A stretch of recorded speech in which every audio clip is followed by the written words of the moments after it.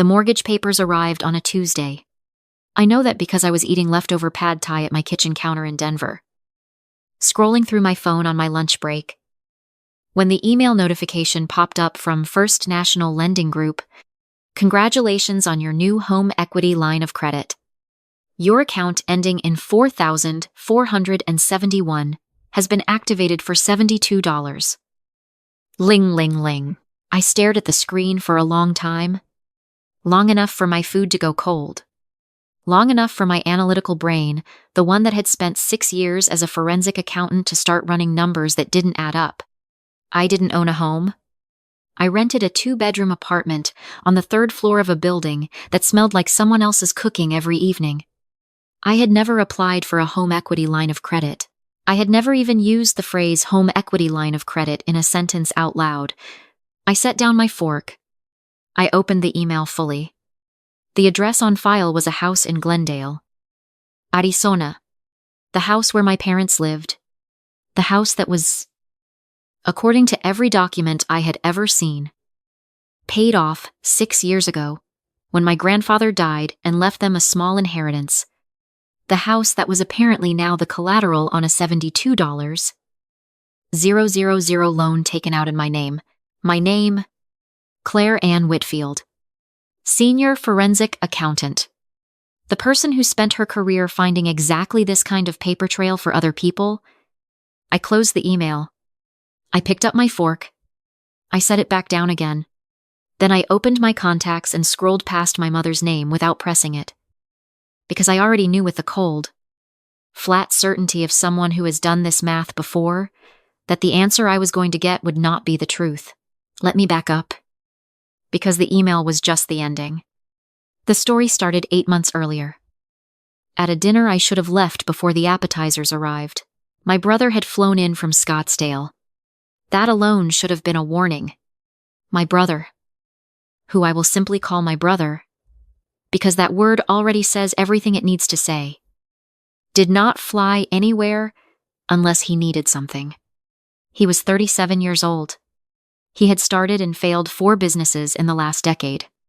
A food truck, a dropshipping operation, a cryptocurrency consulting firm that consisted entirely of a website and a business card, and most recently, a wellness supplement brand that he had been describing as pre-launch for 14 months.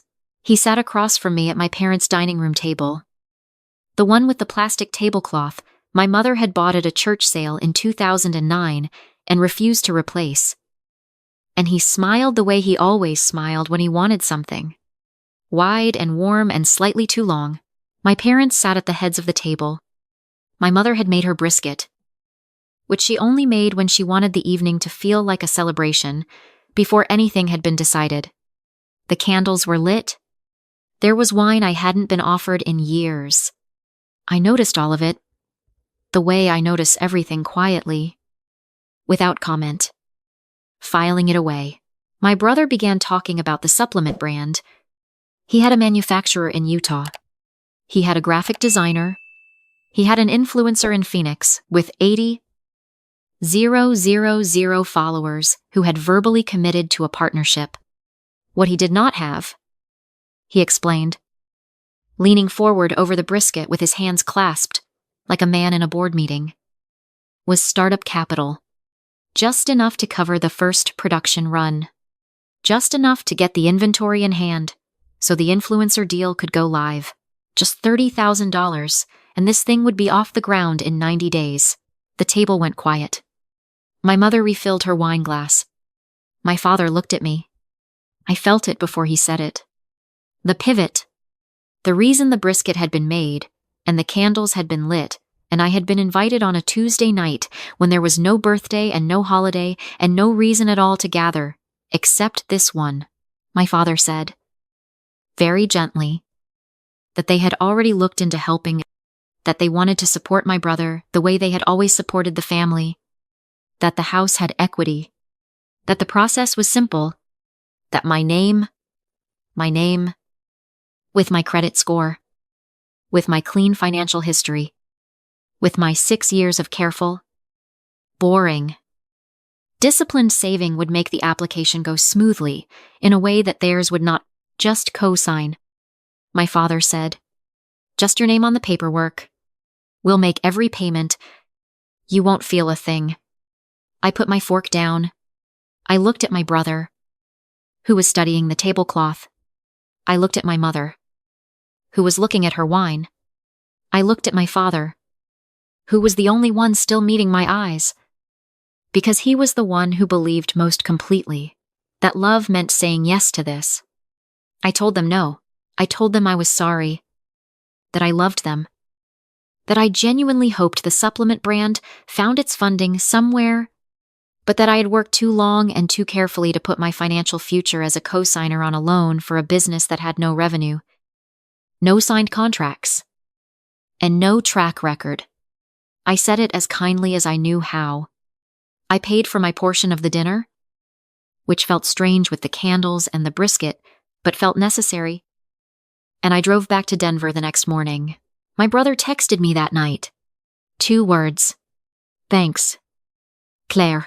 My mother called the following week to tell me I had always been selfish, that I had gotten out, while the rest of them stayed close to each other, that my fancy job and my Denver apartment had made me forget what family meant. I listened to the whole voicemail. I did not call back. I told myself it would pass. It always passed. Every few years, there was a version of this conversation. And then it faded. And then we went back to the comfortable fiction of being a normal family that talked on holidays and sent birthday cards. I thought I had handled it. I thought the dinner in Glendale was the end of the story. The email arrived 8 months later. I called the lending company first. Not my parents. Not my brother. The company. I sat at my kitchen counter with a notepad and a pen, and I spoke to a loan officer named Dennis in a flat, professional voice, and I asked him to walk me through the application. The date it was submitted, the documents provided, the signature on file. The application had been submitted 11 weeks earlier. In my name, with my social security number, with a copy of what Dennis described as my government-issued ID. The signature matched loosely the one on file from a credit card application I had made 4 years ago, which meant someone had accessed my credit history before submitting this one. The IP address on the digital application traced to a residential address in Glendale, Arizona. Dennis asked if I wanted to dispute the account. I told him I would be in touch within 24 hours, and I hung up the phone. I sat very still in my apartment. The refrigerator hummed. Outside, a car alarm went off and then stopped. I was aware of a sensation in my chest that I did not have a clean word for, not quite rage and not quite grief, but something that lived in the space between them. The feeling of looking at a document that has your name on it and knowing, with absolute professional certainty, that you did not put it there. I opened my laptop. I pulled up my credit monitoring dashboard, which I checked monthly the way some people check the weather. There was the new account from First National. There was a second inquiry I had not seen before, a credit card opened 6 months ago with a retailer in Arizona. Balance $4. Sambay. There was a third item, a personal loan for $8. $500 from a regional credit union, also in Arizona. Also dated within the last year. 3 accounts. I had not opened a single one of them. Combined exposure, just over $84. Ling ling ling. I have processed fraud cases for corporate clients for 6 years. I have sat across conference room tables from people who discovered that employees had been siphoning money from their accounts for months, sometimes years. I have watched the moment it lands, the particular stillness that comes over a person when they realize the theft was not random, that it required knowledge, access, proximity, someone who knew where to look and trusted that you would not look first. I had always thought, in a private, professional way, that I would handle that moment better than most, that my training would insulate me, that I would go straight to documentation and process and next steps without the messy human part in the middle. I was wrong about that. I sat at my kitchen counter for 20 minutes doing nothing at all. Then I got up, washed my face at the kitchen sink, dried it on a dish towel, and sat back down. I opened a new document. I labeled it simply with the date. I began to type. I called my father at 7 that evening. I had spent the afternoon pulling everything I could access account details, application timestamps, inquiry records, and organizing it into a timeline. I had the document open on my screen when he answered. He picked up on the third ring. His voice was careful. He had been expecting this, or something like it. And the carefulness told me everything before he said a single word. I did not begin with accusations. I began the way I begin every client consultation with facts stated plainly, and a question at the end. I told him I had received notification of a home equity line of credit opened in my name against the Glendale property. I told him I had also identified a credit card and a personal loan, both in my name, both opened in the last year. I told him the combined total was $84. Sanbei. Then I asked him to help me understand what had happened. The silence on the other end lasted long enough that I counted it. 11 seconds. Then he said, "We were going to tell you." I asked when. He said when the business got off the ground. When my brother could start paying it back. It was only supposed to be temporary. They had intended to handle all the payments themselves. They never meant for me to find out this way. Or at all? Really. Because by the time it mattered, the loans would have been paid down, and my credit would have been clean, and I would never have needed to worry about any of it. I want to be honest about what I felt in that moment. Because I think it matters, it was not shock. By then, the shock had already passed. At my kitchen counter, with the dish towel and the empty 20 minutes. What I felt instead was something quieter and more final. The sensation of a door closing on a version of the future I had not quite realized I was still holding on to. The version where this was all some kind of mistake? I asked my father, who had signed the applications. He said my brother had handled the paperwork. I asked where my brother had gotten a copy of my ID. There was another silence. Shorter this time. Then my father said my mother had taken a photo of my passport the last time I visited. 2 Christmases ago. When I had left it on the kitchen counter, while I went to help carry groceries in from the car, 2 Christmases ago. I had been standing in the driveway, holding a bag of clementines and a bottle of sparkling water. And in the kitchen, my mother had been photographing my passport. I had eaten brisket that night too. I remembered thinking it had been a nice visit. My father began to talk faster then. He said they had been going to tell me. He said my brother had a real chance this time. A genuine chance. And that they had not wanted to burden me with the details while the business was still getting started. He said they had done it for the family. He said the payments were current. The first 3 had been current. Anyway, and that there was still time to fix this before it became a problem. He said if I could just give my brother another 60 days. Maybe 90. The influencer campaign was about to launch, and the revenue would start coming in, and everything could be resolved quietly. Quietly. He said, like I was the noise in this situation. He said, "You have such good credit. Claire, you've always been so careful. You can absorb this." We can't. I have thought about that sentence many times since. You can absorb this. The logic of it that my carefulness was not something I had built for my own future, but a resource available for redistribution whenever the family decided it was needed. That the years of discipline and the good score and the clean history were not mine. They were communal property. To be drawn from without asking. Because asking might have resulted in a no, as it had. In fact, resulted in a no. 8 months ago. At the dinner, with the brisket and the candles. I told my father I needed to think. He said, "Don't do anything drastic. Claire, this is family." I said, "I know." And I hung up. I did not sleep that night. I sat at my desk, and I worked. Not frantically, methodically. I pulled every document I could access and organized them into a folder. I drafted a detailed timeline.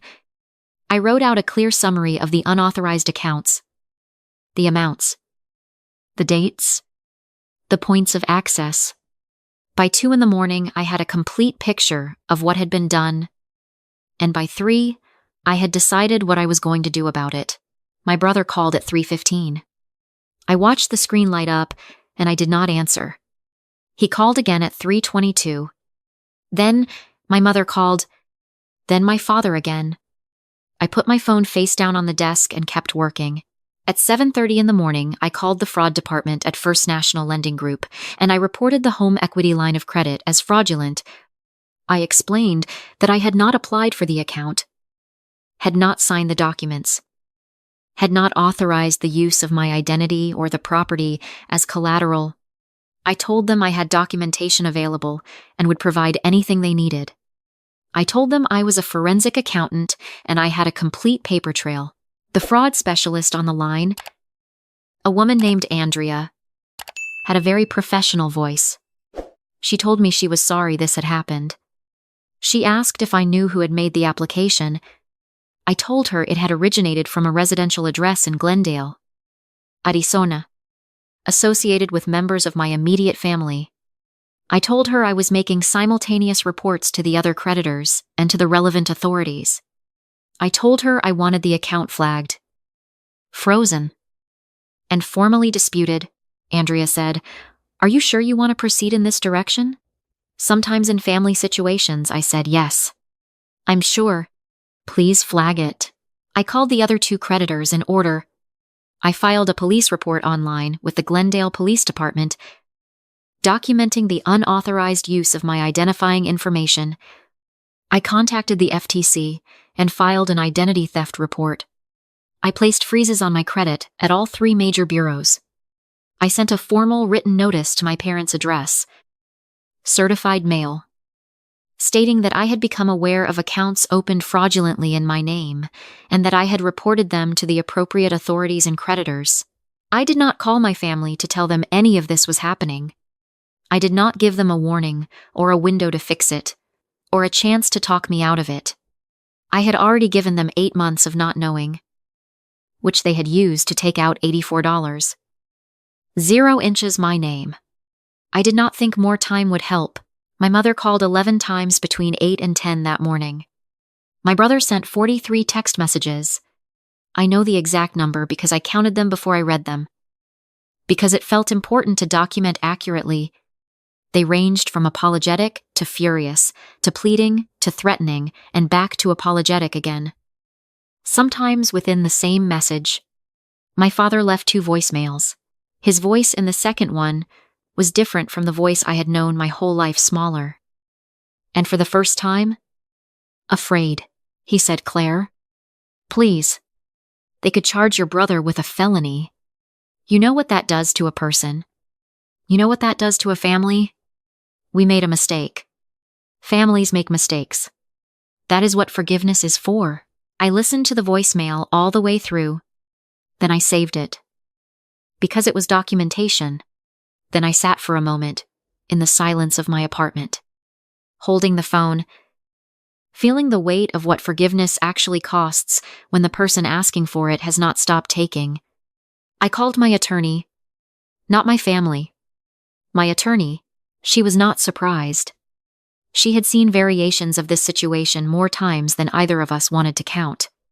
She told me the civil and criminal exposure was real, that the unauthorized use of my identity to secure loans constituted fraud under both Arizona and federal law, and that my documentation was exactly what would be needed if the matter proceeded.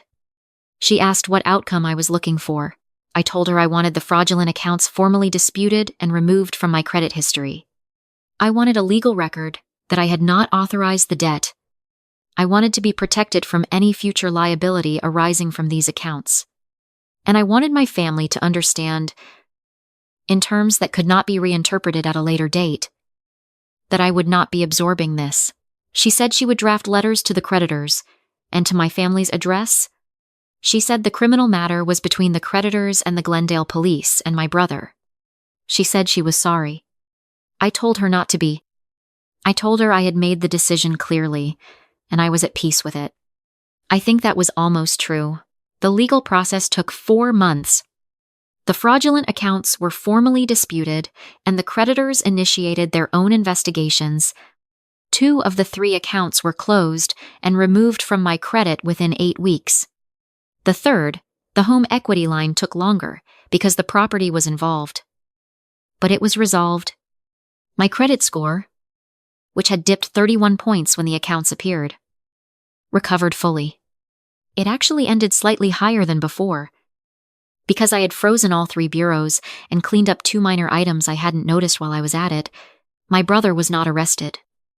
In the end, the Glendale police investigated and referred the matter to the county district attorney's office, who declined to prosecute, given that the creditors had recovered their losses through the dispute process and my family had made partial repayment arrangements. I was informed of this by my attorney. I did not feel strongly either way. I had not filed the reports to send my brother to prison. I had filed them to protect myself. That part had worked. I have not spoken to my parents since the morning I filed the reports. I have not spoken to my brother. I received a letter from my mother in month 3, handwritten, fourpage, alternating between an explanation of why they had done what they did and an accusation that I was the reason it had happened at all. I read it once. I filed it in the same folder as the rest of the documentation. I did not write back. Some of my cousins reached out. An aunt I hadn't spoken to in 5 years left a voicemail telling me that what I had done to my brother was unforgivable. I noted that no one used the word fraud. No one said what he had done to me was unforgivable. The family's moral accounting, it turned out, and was conducted on the same principles as their financial accounting losses were distributed to whoever could absorb them. And the person who refused to absorb was the one who had done something wrong. I want to be honest about this part too, because I think people expect a clean ending, a satisfying one, the kind where you block everyone and make coffee and feel free. I did make coffee. I did feel something like freedom, or the beginning of it. But I also felt the loss, which is real, and which I am not going to pretend away. The loss of the parents I had constructed in my head. The ones who would not have done this. The loss of the version of my brother who had not spent years treating my stability as a resource he was owed. The loss of the dinners and the holidays and the ordinary, unremarkable texture of having people who have known you your whole life. That is real. I am not going to tell you it isn't. What I will tell you is this. 6 months after I filed those reports, I closed on my first home, a house in the foothills outside Denver, with a mortgage that has only my name on it and monthly payments that fit precisely inside my actual income. I signed the closing documents at a table with my attorney and my real estate agent, and nobody else. And when the notary pushed the papers across the table toward me, I picked up the pen and signed my name. My real name, written by my own hand, and it meant exactly what it was supposed to mean. The equity in that house is mine. It is not communal property. It is not a resource available for redistribution. It is not something that can be photographed while I am standing in a driveway holding clementines. In a house where the candles are lit and the brisket is on the table, and everyone is waiting to see if this time, finally, I will say yes. I drove home from the closing in the early afternoon, and the light was coming in flat and golden over the foothills, the way it does in October in Colorado.